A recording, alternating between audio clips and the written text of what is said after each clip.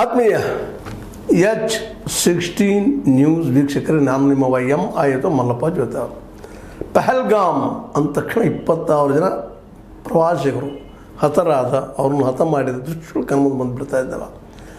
ಆ ಸಂದರ್ಭದಲ್ಲಿ ಅವ್ರು ಹೋದಂಥ ಸ್ಥಳದಲ್ಲಿ ಸೈನ್ಯವೂ ಇರಲಿಲ್ಲ, ಸೈನಿಕರು ಇರಲಿಲ್ಲ ಅನ್ನುವಂಥ ವರದಿಗಳು. ಅದರ ನಂತರ ಏನು ಡೆವಲಪ್ಮೆಂಟ್ ಆಯಿತು ನೀವೆಲ್ಲ ಕೇಳಿದಿರಿ. ಅದನ್ನು ಸಿಂಧೂರ್ ಆಪರೇಷನ್ನು ಆಯಿತು, ಸಿಂಧೂ ಆಪರೇಷನ್ ಆಯಿತು. ಅದರ ಮೂರಿಗೆ ಏನೇನು ಘಟನೆಗಳಾದೀಗ ನಮ್ಮ ಕಣ್ಣು ಮುಂದಿದ್ದಾವೆ. ಆಪರೇಷನ್ನೂ ಆಯಿತು, ಆದರೆ ಅದೇ ಸಮಯಕ್ಕೆ ಕದನ ವಿರಾಮವೂ ಆಯಿತು, ಸೀಸ್ ಫೈರು ಆಯಿತು. ಅದು ಜಲ್ದಿಯಾಗಿ ಯಾಕೆ ಈ ರೀತಿ ಆಯಿತು ಅನ್ನುವಂಥ ಚರ್ಚೆಗಳು ನಿರಂತರವಾಗಿ ನಡೀತಾನೆ ಇದ್ದಾವೆ. ಈಗೂ ನಡೆದ, ಈಗಾಗಲೇ ನಮ್ಮ ಪಾರ್ಲಿಮೆಂಟ್ದಲ್ಲಿ ನಿನ್ನೆಯೂ ಚರ್ಚೆ ನಡೆದು ಇವತ್ತು ನಡೀತಾ ಇರ್ತದೆ, ಆ ಮಾತು ಬೇರೆ. ಆದರೆ ಉತ್ತರ ಕೊಟ್ಟಂತಹ ನಮ್ಮ ಮೋದಿಯವರು ಮಾತ್ರ ಒಂದಿಷ್ಟು ವಿಷಯಗಳನ್ನ ತಮ್ಮೊಂದಿಗೆ ನಮ್ಮೊಂದಿಗೆ ಹಂಚ್ಕೊಂಡಿದ್ದಾರೆ. ಆದರೂ ಇವತ್ತಿನ ಅವರ ಸ್ಟೇಟ್ಮೆಂಟ್ಗಳನ್ನೆಲ್ಲ ಗಮನಿಸಿದಾಗ ನಿಶ್ಚಿತವಾಗಿಯೂ ಅವರು ಈ ಯಾರು ಮಧ್ಯಸ್ಥಿಕೆ ವಹಿಸಿದ ಅಂತ ಹೇಳ್ಕೊಳ್ತಾ ಇದ್ರು. ಟ್ರಂಪ್ ಅವ್ರ ಬದಲಾಗಿ ಒಂದು ಮಾತನ್ನು ಸಹಿತ ಆಡದ, ಯಾರೂ ಇಲ್ಲ ಅನ್ನೋದಷ್ಟೇ ಮಾತಾಡಿದರು ತಮ್ಮ ಭಾಷಣ ಮಾಡೋದ್ರಲ್ಲಂತೂ ಪ್ರವೀಣ್ ಮೂಲತಃ ಅವರು ಪ್ರಚಾರಕರು RSSದ್ದು. ಹೀಗಾಗಿ ಸುಂದರವಾಗಿ ಶಬ್ದಗಳನ್ನು ಪೋಣಿಸಿ ಉತ್ತರ ಕೊಟ್ಟರು ಮತ್ತು ಕಾಂಗ್ರೆಸ್ನ ದೋಷಗಳನ್ನು ಹೇಳಿದರು. ಯಾಕೆ ನಾವು ಇವತ್ತಿಗೂ ಇವ್ರು ಯಾಕೆ ಪಾಕಿಸ್ತಾನ ಪ್ರೀತಿ ಮಾಡ್ತಾರೆ ಅನ್ನುವಂಥ ಮಾತನ್ನು ಮಾತಾಡಿದರು. ಇರ್ಬೋದಿಲ್ಲ ಅಂತ ಅನ್ಲಿಕ್ಕೆ ಆಗೋದಿಲ್ಲ, ಪಾಕಿಸ್ತಾನ ಪ್ರೀತಿ ಮಾಡ್ತಿರ್ಬೋದು ಇಲ್ಲವೋ ಅನ್ನೋದು ಇನ್ನು ಇತಿಹಾಸ ಡಿಸಿಷನ್ ತೊಗೊಳ್ಳೋಂಥದ್ದು. ನೀವೇನೋ ಹೇಳ್ತಾ ಇದ್ದೀರಿ, ಅವ್ರ ಮೇಲೆ ಆರೋಪ ಮಾಡ್ತಾಯಿದ್ದೀರಿ, ಈ ಭಯೋತ್ಪಾದನೆ ನಿಮ್ಮಿಂದ ಆಯಿತು ಅಂತ. ಹೌದು, ಅವರಿಂದ ಆಯಿತು, ಅವ್ರ ಸಂದರ್ಭದಲ್ಲೇ ಆಯಿತು, ಅವ್ರು ತಪ್ಪಿದ ಹೆಜ್ಜೆಗಳಿಂದ ಆಯಿತು ನಾವು ಇವತ್ತು ಕೇವಲ ನೆಹರು ಅವರನ್ನು ಇತಿಹಾಸವನ್ನು ಟೀಕೆ ಮಾಡೋದಂದ್ರೆ ಪರಿಹಾರ ಆಗ್ತದೇನೋ ಅನ್ನುವಂಥ ಮಾತನ್ನು ನಾವು ಇಲ್ಲಿ ನೋಡಬೇಕಾಗಿದೆ. ಇವತ್ತು ಕಾಂಗ್ರೆಸ್ ಪ್ರಶ್ನೆಗಳ ಮೇಲೆ ಪ್ರಶ್ನೆ ಮಾಡ್ತಾಯಿದೆ. ಏನಪ್ಪ ಅಂತಂದ್ರೆ ಟ್ರಂಪ್ ಸುಳ್ಳು, ನೀವು ಸುಳ್ಳು ಅನ್ನುವಂಥ ಮಾತು. ಯಾಕಂದ್ರೆ ಅವರು 29 ಸಲ ಹೇಳಿದ್ದಾರೆ ನಾನು ನಿಲ್ಲಿಸಿದೆ ಅಂತ. ನೀವು ಒಮ್ಮೆ ಅದ್ರ ಬಗ್ಗೆ ಮಾತಾಡ್ತಾ ಇಲ್ಲ. ಯಾಕೆ ಇದಕ್ಕೆ ಉತ್ತರ ಬೇಕಾಯಿತು, ನೇರವಾಗಿ ಉತ್ತರ ಬರಬೇಕಾಯಿತು. ಅದು ಇಲ್ಲಿವರೆಗೆ ಬಂದಿಲ್ಲ. ಮತ್ತು ಇದೇ ಸಂದರ್ಭದಲ್ಲಿ ನಮ್ಮ ಆ 26 ಜನ ಕೊಲೆ ಕಾರಣ ಅಂತ ನಮ್ಮ 3 ಜನ ಟೆರರಿಸ್ಟ್ ಸಿಕ್ಕರು, ಅವ್ರನ್ನ ನಾವು ಕೊಲೆ ಮಾಡಿದ್ದೀವಿ ಅನ್ನೋಂಥ ವಿಷಯವನ್ನು ನಮ್ಮ ಶಾರ್ ಅವರು ಮಂಡಿಸ್ತಾರೆ. ಇದು ಸಹ ಸಾಕಷ್ಟು ಪ್ರಶ್ನಾವಳಿ ಉಂಟಾಗ್ತದೆ. ಅದರಲ್ಲೂ ನಮ್ಮ SP ಅಖಿಲೇಶ್ ಯಾದವ್ ಅವರಂತೆ ಅದು ಈಗ ಯಾಕೆ ಸಿಕ್ಕರು ಅಂತ ಪ್ರಶ್ನೆ ಮಾಡ್ತಾರೆ. ಈಗ ಸಿಗದು ಯಾವಾಗ ಸಿಗ್ತಾರೆ ಅಂತ ಏನೋ ಗುರು ಉತ್ತರ ಕೊಡ್ತಾರೆ. ಯಾಕಂದ್ರೆ ರಾಜಕೀಯದಲ್ಲಿರೋರು ಅವ್ರಿಗೆ ಗೊತ್ತು ಏನು ನಡೀತಿರ್ತದೆ ಬಿಹೈಂಡ್ ಆಫ್ ದ ಕರ್ಟನ್ ಹಿಂದೆ ಏನು ನಡೀತದೆ ಅಂತೇಳಿ. ಅದಕ್ಕೆ ಅವ್ರು ಪ್ರಶ್ನೆ ಮಾಡಿದ್ದಾರೆ. ಅದಕ್ಕೆ ಸಂಯಮದಿಂದ ಉತ್ತರ ಕೊಡಬೇಕಾಗಿ ಶಾರ್ ಅವರು ಇರಲಿ ಉತ್ತರ ಕೊಟ್ಟಿದ್ದಾರೆ. ಆ 3 ಜನರು ನಾವು ಕೊಲೆ ಮಾಡಿದ್ವಿ. ಅವ್ರ ಹೆಸರು ಅವರು LET ಅಂದರೆ ಲಷ್ಕರ್ ಎ ತೈಬಾದ ಸದಸ್ಯರವರು. ಅದರಲ್ಲೂ ನಾವು ಆಪರೇಷನ್ ಮಹಾದೇವ ಮೂಲಕ ಅವರನ್ನು ಸಮಾಪ್ತಿ ಮಾಡಿದ್ವಿ 3 ಮಂದಿನ ಅನ್ನುವಂಥ ಮಾತು ಹೇಳ್ತಾ ಇದ್ದಾರೆ. ಆ ಹತರಾದಂಥ ಉಗ್ರ ಹೆಸರುಗಳು ಮೊದಲನೇದವ ಸುಲೇಮಾನ್ ಅಲಿಯಾಸ್ ಫೈಜಲ್ ಅನ್ನುವಂಥವ್ರು, 2ನೇದು ಅಫ್ಘಾನಿ, 3ನೇದು ಜಿಬ್ರಾನ್ ಅನ್ನುವಂಥವ್ರು.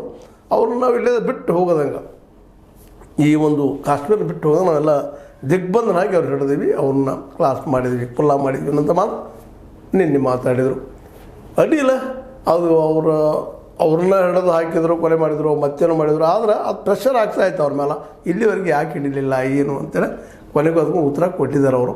ಅದು ತಪ್ಪದನೋ ಸರಿ ಅದನೋ ಭವಿಷ್ಯ ಹೇಳ್ಬೇಕಾದ್ರೆ ಮುಂದಿನ ಇತಿಹಾಸಕಾರ ಹೇಳ್ಬೇಕು, ಬೇಡ ಅಲ್ಲೇ ಸರ್ಚ್ ಮಾಡೋಂಥ ಜನ ಹೇಳಬೇಕಾಗ್ತದೆ. ಈಗಂತೂ ನಾವು ಒಪ್ಪಲೇಬೇಕಾಗ್ತದೆ. ಯಾಕಂದ್ರೆ ಆದರೂ ಈ ನಮ್ಮ ದೊಡ್ಡ ಪಂಚಾಯತ್ ಲೋಕ್ ಪಂಚಾಯತ್ ನಮ್ಮ ಲೋಕಸಭಾದಲ್ಲಿ ಅವರು ಹೇಳಿದ್ದಾರೆ ಅಂದ್ರೆ ಸತ್ಯದಪ್ಪ ಅನ್ನೋದು ಅದೇನೇ ಇರಲಿ. ಆದರೆ ಕೆಲವೊಂದಿಷ್ಟು ನಮ್ಮ ರಾಹುಲ್ ಗಾಂಧಿಯವರ ಪ್ರಶ್ನೆಗಳಿಗೆ ಉತ್ತರ ಕೊಡುವ ಪ್ರಯತ್ನ ಅಂತ ನಮ್ಮ ಮೋದಿಯವರು ಮಾಡಿದ್ದಾರೆ. ಜೊತೆಗೆ ಈ ಕಾಂಗ್ರೆಸ್ ಯಾವಾಗಲೂ ಪಾಕಿಸ್ತಾನ ಪರ ಅನ್ನುವಂಥ ಮಾತಾಡಿದ್ರೆ ಅವ್ರ ತಪ್ಪಿನಿಂದ ಆಗಿದ್ರು, ನಮ್ಮಿಂದ ಏನಲ್ಲ ಅನ್ನುವಂಗೆ. ಅದೇ ಕಾರಣಕ್ಕೆ ಇವರು ಟೀಕಾ ಮಾಡ್ತಾರೆ ಅವ್ರ ಮೇಲೆ.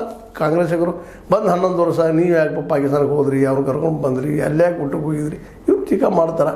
2 ದೇಶಗಳು ಆಜುಬಾಜು ಸಂಬಂಧಗಳು ಬೆಳೆಸಿದ್ರು ಮಾಡಿರ್ಬೋದು, ಪ್ರಯತ್ನ ಇಲ್ಲ ಅಂತಲ್ಲ. ಅದಕ್ಕಾಗಿ ಮೋದಿಯವರು ಟೀಕೆ ಮಾಡೋಕ್ಕಿಂತಲೂ ಟೀಕೆ ಮಾಡೋಕ್ಕಿಂತ ಅದು ಹಿಂದಿನಂಥ ಉದ್ದೇಶ ಸದುದ್ದೇಶದ್ದು ದುರುದ್ದೇಶದನ್ನು ನಾವು ನೋಡಬೇಕಾಗ್ತದೆ.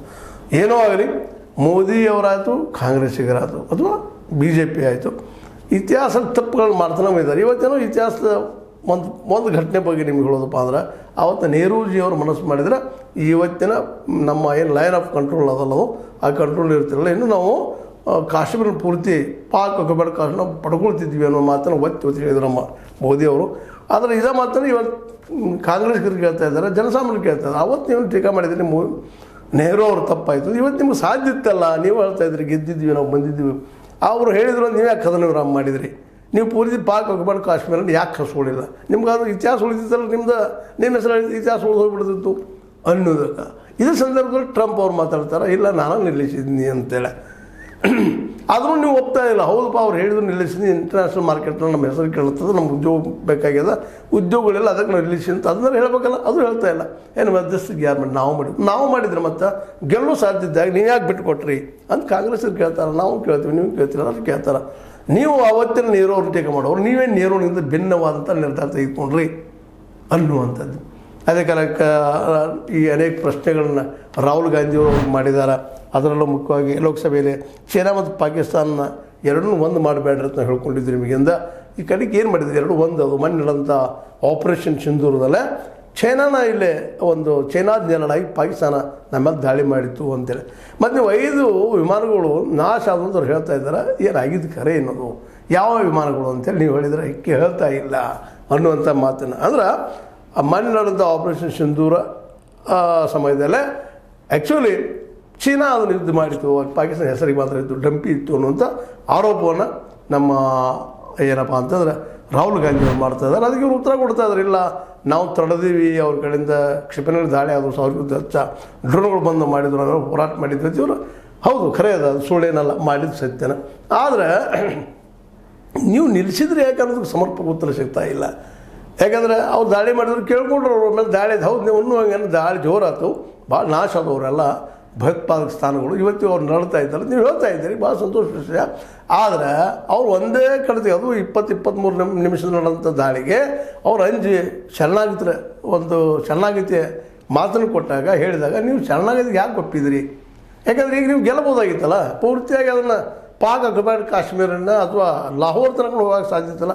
ಅನೇಕ ಅವತ್ತು ಮೀಡಿಯಾಗಳು ವರದಿಗಳು ಮಾಡಿದವು, ಗೋಧಿ ಮೀಡಿಯಾಗಳು, ಎಲ್ಲ ನಾವು ಪಾಕ್ ಹಿಡಿದ್ವಿ, ಕರಾಚಿ ಹಿಡಿದ್ವಿ, ಅಲ್ಲೇ ಅಟ್ಯಾಕ್ ಎಲ್ಲ ಅಟ್ಯಾಕ್ ಎಲ್ಲ ಹೇಳಿದ್ರಿ. ಅಂದಾಗ ಇನ್ನೇನು ಭಾಳ ಇತ್ತದು, ನೀವು ಯಾಕೆ ಟ್ರಂಪರ ಮಾತನ್ನು ಕೇಳಿದ್ರಿ, ಇಲ್ಲ ನೀವು ಯಾಕೆ ನಿಲ್ಲಿಸಿದ್ರಿ ಅವ್ರು ಹೇಳ್ತಾರೆ ಅಂತೇಳಿ ಅನ್ನಿಸೋದು. ಜೊತೆಗೆ ಎಲ್ಲ ಘಟನಾವಳಿಗಳಿಂದಾಗಿ ಸಹಜವಾಗಿ ಅಂತಾರಾಷ್ಟ್ರೀಯ ಮಟ್ಟದಲ್ಲಿ ಸಹ ನಮ್ಮ ಹೆಸರು ಕೆಟ್ಟು ಹೋಗ್ತು ಅನ್ನೋದು ಇವರು ಆರೋಪ ಮಾಡೋದು ಸತ್ಯನೂ ಅದ. ಯಾಕಪ್ಪ ಅಂತಂದ್ರೆ ನಮ್ಮ ಅಶೀಮ್ ಮುನೀರ್ ಪಾಕ್ ಜನರಲ್ದಿಂದ ಅಮೇರಿಕಾ ಅಧ್ಯಕ್ಷ ಜೊತೆ ಹೋಗಿ ಊಟ ಮಾಡಿ ಬಂದರು, ಭೋಜನ ಕೊಟ್ಟಕ್ಕೆ ಹೋದರು. ಇವೆಲ್ಲ ಏನು ನಾವು ಸೂಚಿವಂತಲ್ಲ. ಮತ್ತು ಜಗದ ಯಾವ ದೇಶನೂ ಹೌದಪ್ಪ ಪಾಕಿಸ್ತಾನ ಭಯೋತ್ಪಾದಕ ದೇಶದ ಕರೀಲಿಲ್ಲ, ಇದು ಸೋಲಲ್ಲ ನಿಮ್ಮದು ಅಂತ ಇವ್ರು ಕೇಳ್ತಾ ಇದ್ದಾರೆ. ಇವ್ರು ಕೇಳೋದ್ರಲ್ಲಿ ಅರ್ಥದ ಯಾಕೆ ಅನ್ನಲಿಲ್ಲ. ಮತ್ತು ನೀವು 51 ಜನರ ಸಂಸದರನ್ನು ತೊಗೊಂಡು 33 ದೇಶಗಳೆಲ್ಲ ಅಡ್ಡಾಡಿ ಬಂದರೆ ಯಾವ ಒಂದು ದೇಶನೂ ಓಪನ್ ಆಗಿ ಮಾತಾಡಲಿಲ್ಲ ಇದನ್ನಂತ ಅವ್ರು ಕೇಳ್ತಾ ಇದ್ದಾರೆ. ಅಂದರೆ ಒಟ್ಟಾರೆಯಾಗಿ ಹೇಳುವಂಥದ್ದು ಏನಪ್ಪ ಅಂದ್ರೆ, ಕೇವಲ ನಮ್ಮ ಮೋದಿಜಿಯವರು ಹಿಂದಿನ ಕಾಂಗ್ರೆಸ್ ತಪ್ಪುಗಳನ್ನು, ನೆಹರು ತಪ್ಪುಗಳನ್ನು ಇವತ್ತು ವಾದ ಮಾಡ್ತಿದ್ರೆ ಉತ್ತರ ಅಲ್ಲ ಅದು.